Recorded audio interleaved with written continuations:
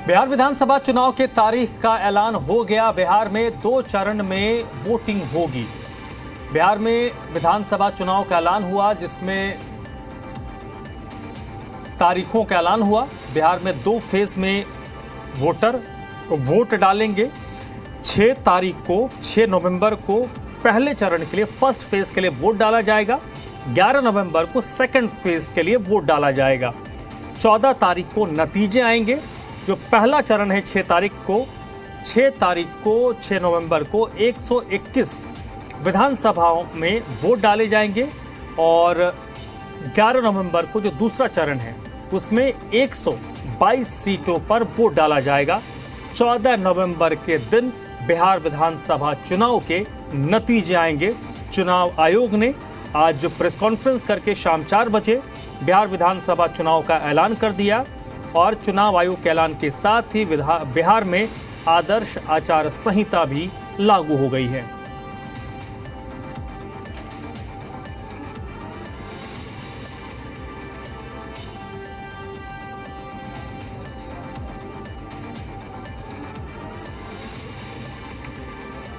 तो बिहार विधानसभा चुनाव से जुड़ी बड़ी बातें क्या है वो आपको हम बताते हैं। ये महत्वपूर्ण है, पूरे चुनाव प्रक्रिया को आप समझिए। इसके जरिए 2 चरण में बिहार में विधानसभा चुनाव के लिए वोट डाले जाएंगे। 6 नवंबर और 11 नवंबर को वोट डाला जाएगा। 14 नवंबर को चुनाव के नतीजे आएंगे। बिहार में कुल 243 विधानसभा सीटें हैं और SIR के बाद वोटर लिस्ट तैयार हो गया। वोटर लिस्ट के मुताबिक बिहार में 7 करोड़ 42 लाख मतदाता हैं।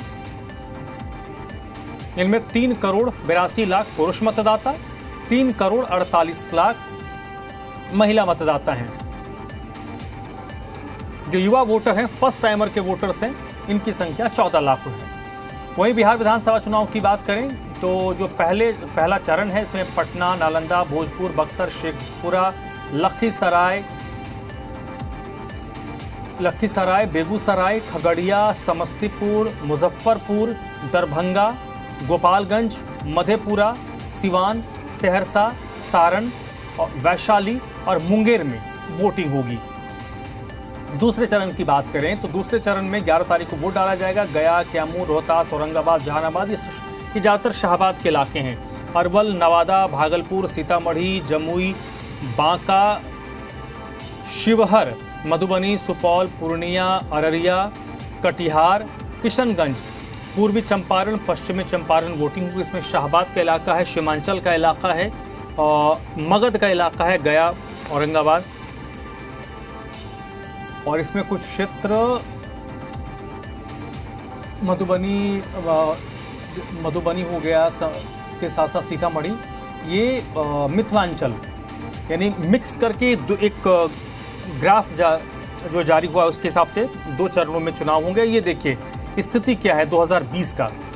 राष्ट्रीय जनता दल जो महागठबंधन है, उन्होंने महागठबंधन की बात करें तो राष्ट्रीय जनता दल पिछले चुनाव में 144 सीटों पर लड़ा था, 75 सीट जीता थे और सबसे बड़ी पार्टी के तौर पर उभर कर राष्ट्रीय जनता दल सामने आई थी। कांग्रेस पार्टी जो सहयोगी थी 70 सीटों पर चुनाव लड़ी और 19 सीट ही कांग्रेस पार्टी जीत पाई और कहा गया कि पिछले बार अगर एनडीए की सरकार बनी तो उसमें कांग्रेस का कमजोर परफॉर्मेंस था। कम्युनिस्ट पार्टी 29 सीटों पर चुनाव लड़े, 16 सीटों पर कम्युनिस्ट पार्टी ने जीत दर्ज की। इसमें CPI है और CPI-ML भी है। ये विपक्ष का पिछले चुनाव यानी 2020 का परफॉर्मेंस चार्ट है। और देखिए धार्मिक समीकरण किस तरीके से हैं। तकरीबन 82%, 81.99% बिहार में हिंदू मतदाता हैं। बौद्ध की संख्या 0.8% है, सिख 0.1% है, ईसाई वोटर्स की संख्या 0.5% है। मुस्लिम वोटर्स बिहार में तकरीबन 18% यानी 17.70% वोटर हैं। मुस्लिम वोटर यानी बड़े पैमाने पर हिंदू वोटर्स जिनकी संख्या तकरीबन 82% है और मुस्लिम तकरीबन 18% के करीब हैं। जातिगत समीकरण भी समझ लीजिए। यादवों की अगर हम बात करें, ये OBC की प्रमुख जाति है, तकरीबन 14.5% के करीब हैं। मोची, रविदास ये 5% से ज़्यादा इनके वोटर हैं। कुशवाहा 4.27%, ब्राह्मण 3.6%, राजपूत 3.45%, मुसहर 3.8%, भूमियार 3% से कुछ कम 2.89%, कुर्मी 2.87%, तेली समाज की बात करें, तेली जात की बात करें 2.81%, मल्ला 2.60% और कायस्थ 0.6%। ये जातिगत समीकरण हैं कुल मिलाकर बिहार के। ये हिंदुओं की प्रमुख जाति है जिसमें ओबीसी भी हैं, जनरल कास्ट भी हैं और शेड्यूल कास्ट भी हैं।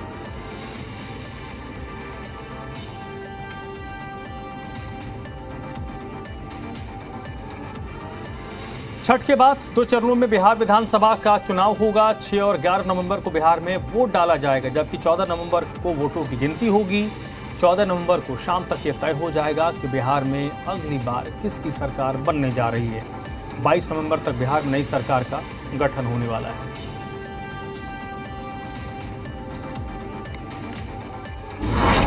दो चरणों में बिहार चुनाव, 6 और 11 नवंबर को वोटिंग, 14 नवंबर को रिजल्ट। बिहार विधानसभा चुनाव की तारीखों का ऐलान हो गया है। बिहार में 2 चरणों में चुनाव होंगे। 6 नवंबर को पहले चरण के लिए वोटिंग होगी, तो 11 नवंबर को दूसरे चरण के लिए मतदान होगा। 14 नवंबर को वोटों की गिनती की होगी। बिहार के चुनाव 2 फेजेस में होंगे, 6 नवंबर थर्सडे और दूसरा 11 नवंबर ट्यूसडे। काउंटिंग 14 नवंबर को होगी। यानी 14 नवंबर को यह तय हो जाएगा कि बिहार में अगली सरकार किसकी बनेगी। बिहार चुनाव के दोनों फेज के लिए अहम तारीखों को भी जान लीजिए। बिहार चुनाव फेज 1 का शेड्यूल। पहले चरण में 121 सीटों पर होगी वोटिंग। नोटिफिकेशन की तारीख 10 अक्टूबर। नामांकन की आखिरी तारीख 17 अक्टूबर। नामांकन जांच की आखिरी तारीख 18 अक्टूबर। नामांकन वापस लेने की आखिरी तारीख 20 अक्टूबर। 6 नवंबर को वोटिंग। बिहार के चुनाव 2 फेजेस में होंगे। पहले फेज के डेट गैजेट नोटिफिकेशन 10 तारीख को आएगा, दूसरे का 13 को। Last date of making nominations पहले फेज की 17 को होगी, दूसरे की 20 को। स्क्रूटनी 18 और 21। यानी इस शुक्रवार से ही बिहार में चुनावी प्रक्रिया शुरू हो जाएगी। अब दूसरे फेज के लिए अहम तारीखों को जान लीजिए। बिहार चुनाव फेज 2 शेड्यूल। दूसरे चरण में 122 पर होगी वोटिंग। नोटिफिकेशन की तारीख 13 अक्टूबर। नामांकन की आखिरी तारीख 20 अक्टूबर। नामांकन जांच की आखिरी तारीख 21 अक्टूबर। नामांकन वापस लेने की अंतिम तारीख 23 अक्टूबर।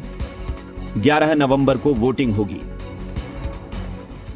विड्रॉल की आखिरी तारीख 20 अक्टूबर और 23 अक्टूबर और डेट ऑफ पोल 6 नवंबर थर्सडे और दूसरा 11 नवंबर ट्यूसडे।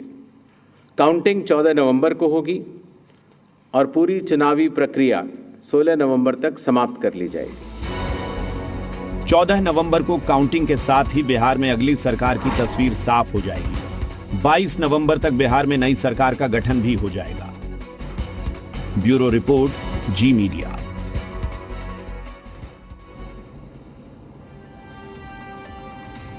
बिहार विधानसभा चुनाव की तारीखों के ऐलान के बाद सियासी दलों की प्रतिक्रिया भी आ रही है। किसने क्या कहा वो आपको सुनवाते हैं। देखिए, बिहार के लोग जो है इंतज़ार कर रहे हैं और ये जो तारीख जो है ये बिहार के लोग भविष्य में अगर इतिहास पढ़ेंगे पन्नों में तो ये सुनहरे अक्षरों से लिखा जाएगा। जो तारीख जो 14 नवंबर का जो तारीख होगा, यानी बिहार के लोग बदलाव चाहते हैं। बिहार के लोग जो हैं इस बार महागठबंधन की सरकार चाहते हैं। जो 20 साल से इन लोगों ने अपराध, भ्रष्टाचार, अफसरशाही, तानाशाही, घोटालेबाजी, जिस हिसाब से इन लोगों ने बिहार की सरकार ने जो दिया है, बिहार के लोग जो है त्रस्त हो चुके हैं, परेशान हो चुके हैं और मुख्यमंत्री अचेत अवस्था में। अब बिहार को मुख्यमंत्री गिड़गिड़ाने वाला नहीं चाहिए, जो शेर की तरह दहराए, उस वैसा जो है सीएम जो है बिहार के लोगों को चाहिए, जो बिहार के अधिकार, हक और बिहार के लोगों के साथ इंसाफ कर सके, ऐसा मुख्यमंत्री बिहार को चाहिए। और इस बार सब लोग चाह रहे हैं कि महागठबंधन की सरकार बने, और महागठबंधन की सरकार बनेगी, और हम सब मिल कर के बिहार के साथ लोगों के साथ सरकार बनाएंगे। और जब तेजस्वी मुख्यमंत्री बनेगा तो कोई बिहार में ऐसा घर नहीं होगा जहां बेरोजगार हमारे भाई बहनें रहेंगे। और उनके द्वारा आधिकारिक घोषणा के बाद मैं समझता हूं बिहार चुनाव का आज आगाज हो गया। मॉडल कोड ऑफ कंडक्ट, हालांकि बहुत सारी विसंगतियां रही, आखिरी वक्त तक इसका उद्घाटन हो जाए, उसका रिबन कट जाए, कटे हुए का रिबन फिर से कट जाए, बहरहाल ये सारी शिकायतें तो अब जनता के समक्ष ही होंगी। लेकिन महत्वपूर्ण ये है एक पहलू कि हमें ये ध्यान रखना चाहिए कि हमें इलेक्शन कमीशन के रूप में पुराना रेफरी चाहिए, जो रेफरी की भूमिका में हो, पार्टी न बने, ये महत्वपूर्ण है।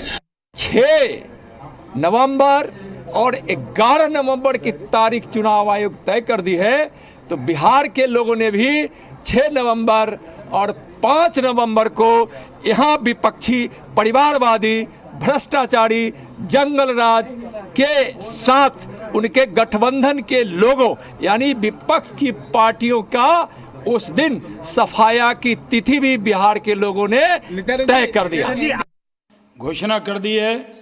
एनडीए ने अच्छा काम बिहार के अंदर किया है। नीतीश कुमार के नेतृत्व में बिहार तरक्की के रास्ते पर आगे बढ़ा है। नरेंद्र मोदी जी का आशीर्वाद है। 11 साल में उन्होंने 14 लाख करोड़ रुपए बिहार को दिए हैं। 13 ग्रीनफील्ड एक्सप्रेसवे दिया है। बिहार के अंदर मेट्रो आया है। ये लिखा जाएगा कि बिहार नरेंद्र मोदी और नीतीश कुमार के विकास पर वोट देने वाला राज्य बना। और बिहार में क्योंकि डबल इंजन की सरकार है, अच्छा काम कर रही है, तो 14 नवंबर को आएगा एनडीए, छाएगा एनडीए। बिहार चुनाव का काउंटडाउन शुरू हो चुका, जिस पर दिल्ली और हरियाणा के बड़े नेताओं की भी प्रतिक्रिया आई है। यहाँ के लोगों ने क्या कुछ कहा है वो आपको सुनाते हैं।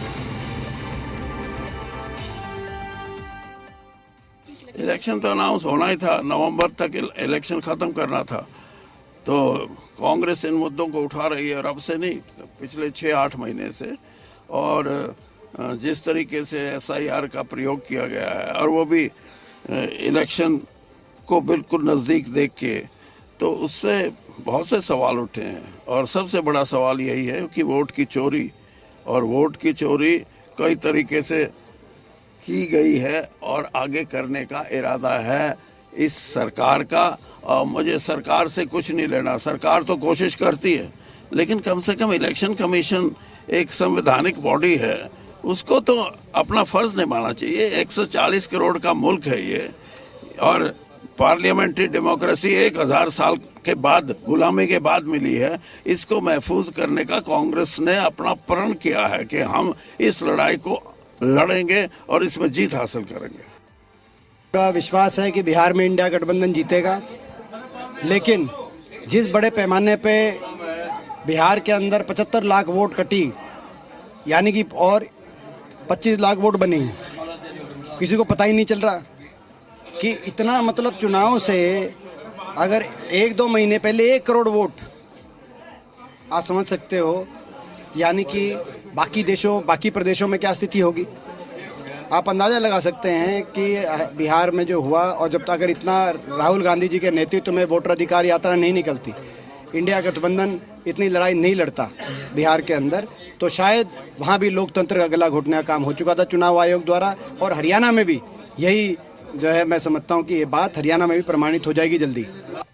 तो 2005 के बाद जो जंगल राज वाले बिहार से निकल के बिहार नीतीश कुमार जी के नेतृत्व में भाजपा, जदयू जो आगे बढ़ा, एनडीए, आज उसके घटक दल में उपेंद्र कुशवाहा जी, चिराग पासवान जी, जीतन राम मांझी जी, ये सब लोग जौने बिहार के कल्पना बिहार के लोग कैलस, आज कई क्षेत्रन में उसे ज़्यादा मिल गई बाटे। के सोचले रहे कि बख्तियारपुर पर ऐसन पुल बनी जो ना कि देखते लागत अरे कि कोनो विदेश के धरती के नदी के पुल बाटे, लेकिन विदेशों में वैसन नहीं कि इतना लंबा पुल।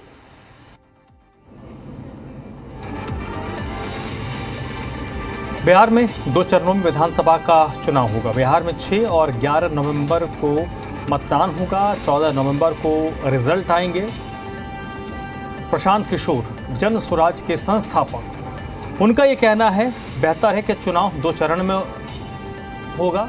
अभी चुनाव प्रचार के लिए 1 महीने का वक्त बचा हुआ है।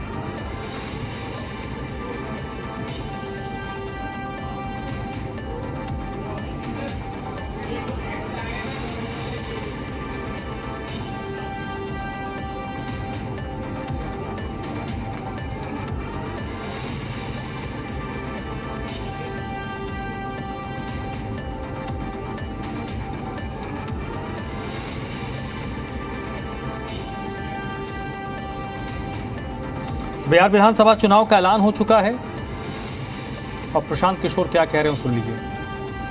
बिहार के लोगों के राजनीतिक बंधुआ मजदूरी के खत्म होने का ऐलान हुआ है।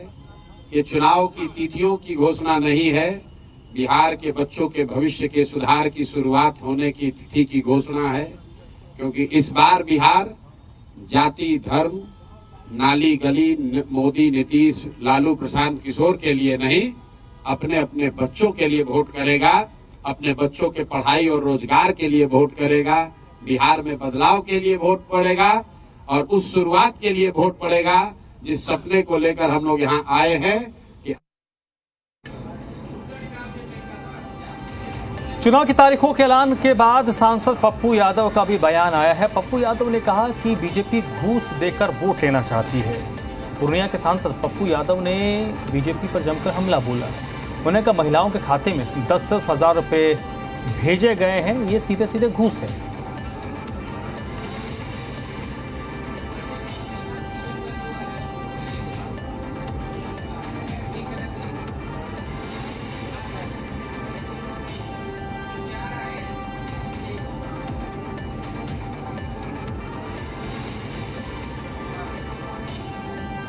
से तो था, बीजेपी का तय था, 300 डाल लो, पब्लिक को घूस दो, ट्रेन में घूस देके पब्लिक, बिहार की पब्लिक को आप घूस देके वोट लेना चाहते हैं। बस में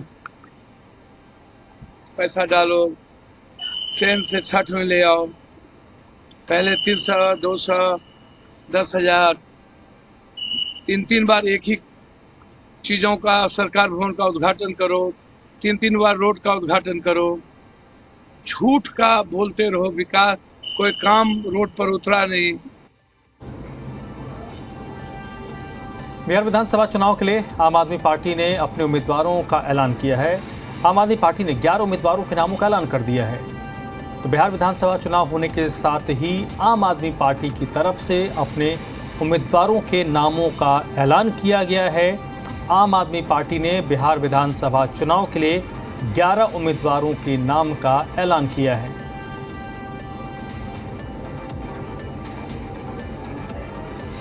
तो बिहार में आम आदमी पार्टी के 11 उम्मीदवारों के नाम का ऐलान किया गया।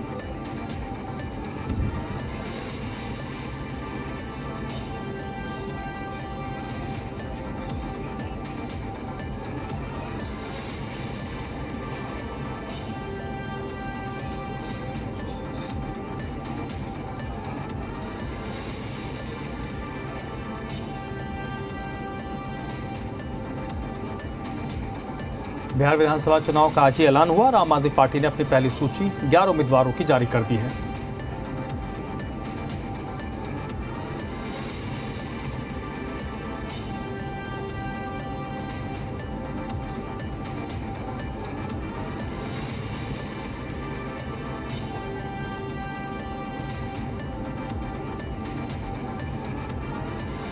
मुख्य चुनाव आयुक्त ज्ञानेश कुमार ने बिहार चुनाव का ऐलान किया। चुनाव के ऐलान के बाद बिहार में आदर्श आचार संहिता लागू हो गई है। चुनाव के ऐलान के बाद कैमूर जिला प्रशासन एक्शन में है। सरकारी उपलब्धियों वाले बैनर और पोस्टर हटाने का काम शुरू कर दिया गया है।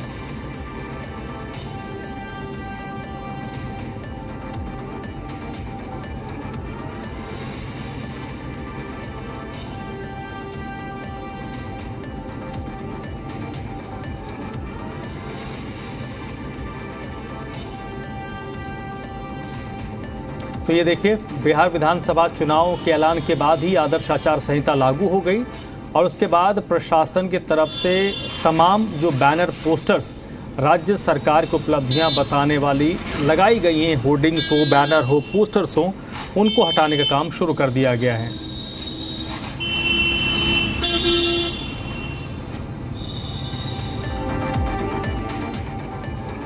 बिहार में आदर्श आचार संहिता लागू हो गई है।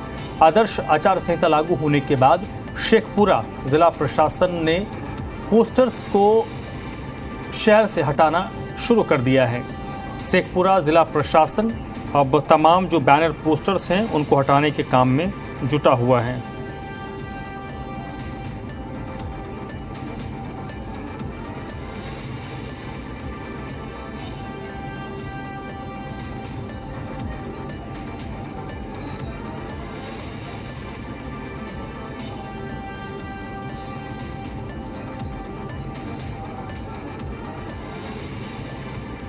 अवगत हैं कि निर्वाचन आयोग के द्वारा निर्वाचन के तिथियों की घोषणा कर दी गई है। मॉडल कोड ऑफ कंडक्ट जो है लागू हो गया है पूरे बिहार में, तो उसके आलोक में हम लोग जो है एमसीसी का जो कंप्लायंस कर रहे हैं और जितने भी पॉलिटिकल पार्टीज़ का और जितने भी हमारे नेता का नहीं जो भी हैं हमारे लीडर्स हैं, उनके जो भी फोटोज लगे हुए हैं उनको हम लोग हटा रहे हैं, जो भी पब्लिक प्लेसेस पे हैं। बिहार में चुनाव की तारीखों के साथ अब पूरे प्रदेश में आदर्श आचार संहिता लागू हो गई। जिला प्रशासन ने दरभंगा नगर निगम क्षेत्र में राजनीतिक दलों के बैनर पोस्टर को हटाने का काम शुरू कर दिया है। 24 घंटे के अंदर सभी बैनर पोस्टर को हटाने का टारगेट प्रशासन की तरफ से दिया गया है।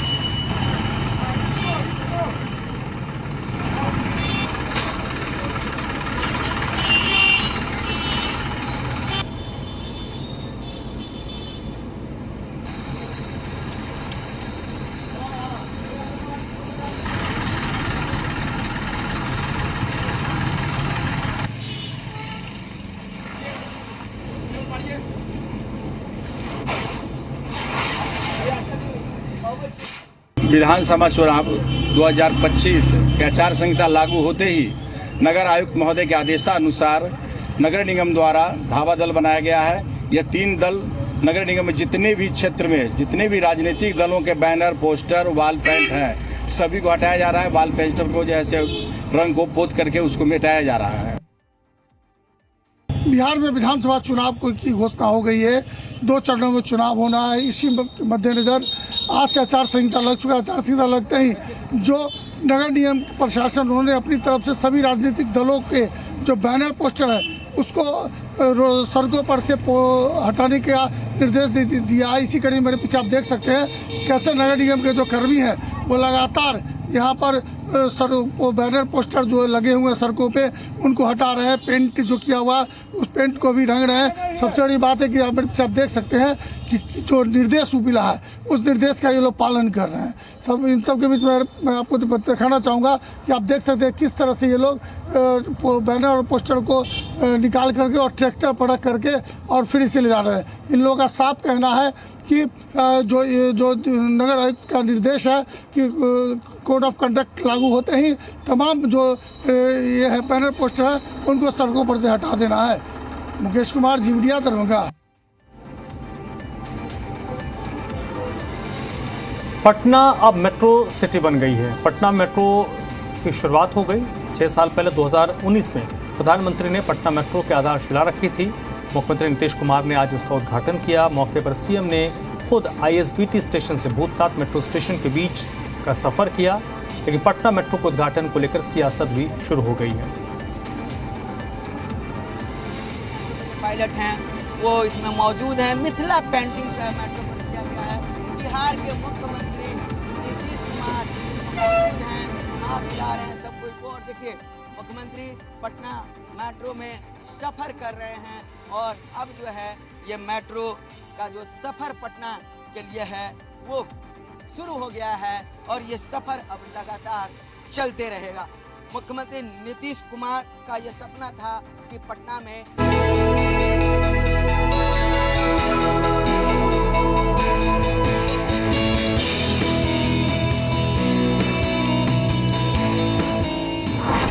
पीएम मोदी ने रखी आधारशिला, सीएम नीतीश ने दिया तोहफा। 6 साल पहले शिलान्यास, 6 अक्टूबर को दौड़ पड़ी मेट्रो। पटना मेट्रो, बिहार की राजधानी की नई पहचान। 6 अक्टूबर से पटना में पहली बार मेट्रो दौड़ी। 6 साल पहले 2019 में प्रधानमंत्री नरेंद्र मोदी पटना मेट्रो की नींव रखी थी। 6 अक्टूबर को मुख्यमंत्री नीतीश कुमार ने उद्घाटन किया। खुद मुख्यमंत्री नीतीश कुमार ने पटना मेट्रो से ISBT से भूतनाथ स्टेशन के बीच सफर भी किया। पटना मेट्रो की शुरुआत, और ये देखिए किस तरीके से यहाँ पे स्टेशन बनाए गए हैं और साथ ही साथ अंदर में अब ये ट्रेन और साथ ही जो 0 माइल भूतनाथ, और ये देखिए पाटलिपुत्रा बस टर्मिनल है, बस टर्मिनल से 0 माइल से भूतनाथ, और भूतनाथ से फिर जो भूतनाथ पे ये 3 स्टेशन पूरा कर रही है।